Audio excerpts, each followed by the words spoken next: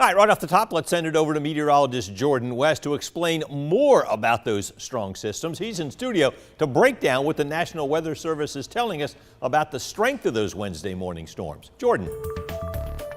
That's right, Frank. We're constantly getting updates with these two tornado warnings that we got early Wednesday morning.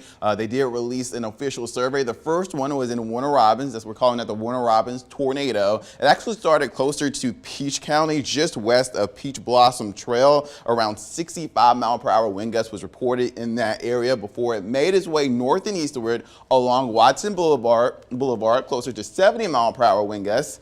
And then it actually ran parallel to Watson Boulevard for about a minute before making its way towards and just south of Chicken Salad Chick, 7 Brew Coffee, Hampton Inn, for example, with again wind gusts between 65 and 70 miles per hour and eventually lifting up back into the air. This was ranked as an EF-0 and was only on the ground for about 2 minutes. Now we have the Crisp County tornado.